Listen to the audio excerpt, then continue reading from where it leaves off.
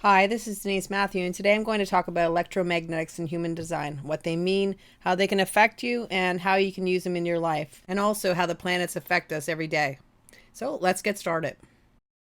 If you're actually interested in finding out about your transits, about how you connect with other people, then you can always get the Human Design app. It's not essential to get, but if you're interested in human design and also just connections with people and how they line up in your chart, or even when the planets are transiting and how they're lining up in your chart as well, you could always check out this app, and it's available for a lot of different systems, and you can just have a look and see if it works for you. Otherwise, you can go to the Jovian website, and if you check on what's called the Just Now chart, you can see all the planets and where they're transiting, or in other words, what gates that they're activating when they're actually landing in that area. And I'll explain more about exactly what that means in just a second, but I just wanted to show you where the resources are. Now, the Jovian is all free. There's nothing, no cost at all for you. The Human Design app, I think, is about $10. So now that we know where the information can be found, let's check it out and see how it can work in our charts. So here's an image of the Jovian Just Now chart, and if you look at it, you can see that on the right hand side they have all the planets and the gates that they're activating. Now, in any Just Now chart or any transit chart, you're only going to have what's called the personality, because the design are calculations that are made 88 days before you're born. So that's not going to be featured in this, and it's really not important.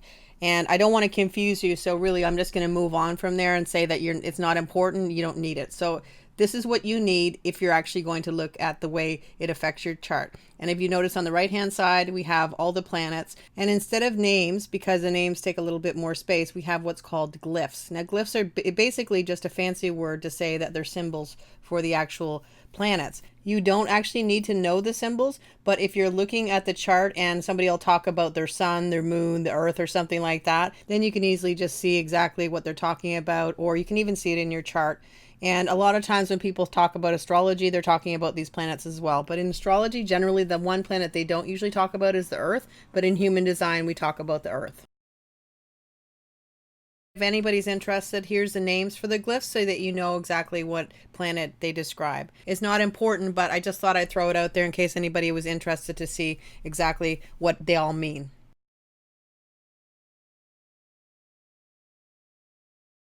When we're talking about electromagnetics and human design, we're basically talking about the idea that we have hanging gates. Everybody has a hanging gate.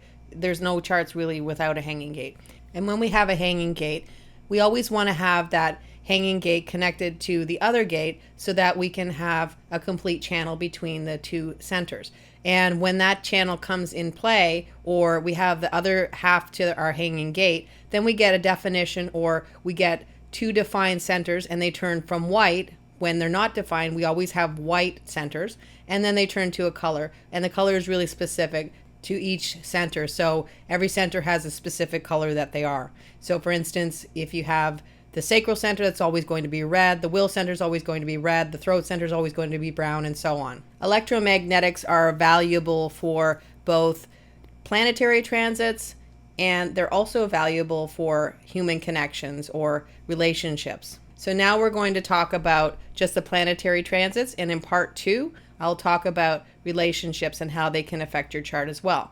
So if we have, for instance, hanging gate 7, and then if we look at the transits, we see that Mars is transiting the gate 31, then if you put those two together, the gate 31 transiting will activate the gate 7, and then that will complete your definition from your throat to your identity center. Now, if you already have definition for those centers, it really won't change it that much, but if it gives you definition, that's where you may notice it. But you might notice it anyways. You can always just check that out and see if it works for you or not.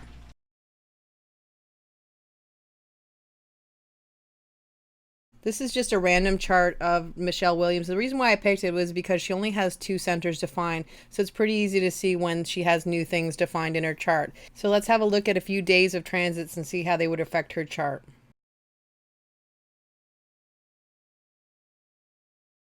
So if we imagine that we have this chart, this is our chart, and what we're going to see is that on this day, on July 9th, 4 new centers are going to be defined in her chart.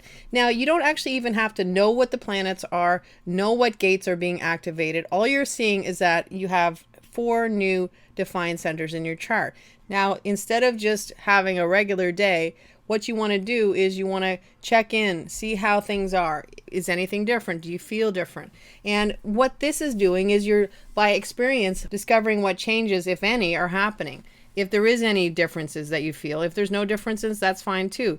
But if you have the transits and you can kind of see, okay, well, this is going to change my chart. Now, it's convenient because I do have this composite with the transits and her chart, so it's easy for me to see exactly how her chart is changing. But if you're looking at your own chart and somebody's talking about, oh, this gate is transiting or something like that, what you can do is look at your own chart and see if you already have that gate, or if you don't have that gate, or whatever. Generally, what will happen is the gates that give you a defined center or define something or complete a channel are the ones that you may feel more. But that doesn't mean you can't check it out and see, well, this gate is transiting, maybe it's affecting my chart in some way as well. It's really just checking in and seeing how it's working for you or not working for you. And when you kind of get a vibe on it, you can keep sort of journaling it, and eventually what it will do is give you some idea of how these energies are affecting your chart. And if there's any advice that I can offer anybody who's interested in human design or astrology or any system at all, it's really to know your own chart, to know your own stuff. And when you know your own stuff, then you can definitely relate to it in other people.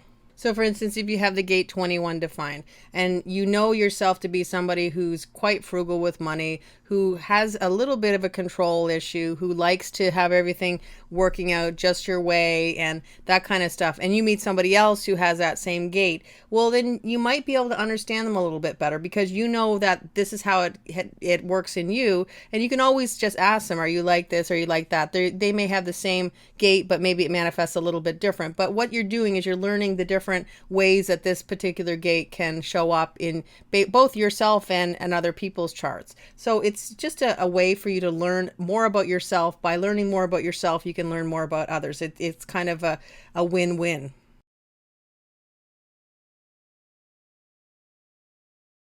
So the next day we see that the gate 44 is now transiting in the moon, and that will give her a defined will and also a defined spleen. And so when we have a defined spleen, if we're not somebody who normally has that, you might want to check in on your health and that kind of stuff. Again, that's getting ahead of it. Basically, it's just in the beginning stages. All you want to do is, okay, if it's defined, how does it feel for me? Now, this kind of information is really especially great for reflectors, but again, it's always going to be good for everybody because we all have charts and we also all have hanging gates. I don't think there's any chart that doesn't have a hanging gate. And sometimes connections are more important than others. So, for instance, if we have the gate 53, a hanging gate, the gate 53 is all about initiating projects and starting projects. And it's not necessarily finishing the projects. So what you might need to have is you started a project, you're really having a time struggling to get it completed, and what you need is the energy of the closer or the gate 42, and that energy comes in, and when that energy comes in, it can give you that ability to go ahead and just finish that project up. And that can be planetary, or it could be even a person that you know, or a lot of times you can just go out into, an area where there's a lot of people, like a coffee shop or something, and maybe get your work done, because usually there'll be somebody there who has the gate that you need. And again, knowing when the planets are transiting so that you can look and see, when are they going to help my chart, or what are they going to hinder? Are they going to activate an emotional wave that maybe I don't normally have? Are they going to activate my sacral? So somebody who doesn't have a defined sacral, when the transits are coming in so that they do have a defined sacral, they could have more energy, but again, they could also have so much energy that they have a difficult time sleeping. So knowing when this is happening and knowing that, once this energy goes, that they need to, take the rest that they need, and not really to go overboard because they have this energetic that isn't always there. And just to finish up on planetary transits, all planets move at different paces. So you have, for instance, the moon that moves the fastest. I mean, the moon goes around the whole human design mandala in about 28 to 29 days. And you also have the sun. I mean, that takes 365 days. And each planet moves at a certain pace. So you have, for instance, Pluto takes 248 years to go around the whole mandala, which means nobody alive will ever see it go completely around. So when Pluto transits a gate, it transits it for a while. So this energy is going to stick around, and it might help people for even a couple years, or affect their charts for a couple years. So it's interesting to know. Reflectors will always get the most benefit from watching the transits of the moon. That's how they get their moon cycle, based on the moon transits around the mandala for the whole month. Anyway, that's all I have to say about the transits and the electromagnetics of the planets. I hope I haven't confused anybody too much. And if you have any questions, please feel free to leave them. I'm always happy to answer whatever I can.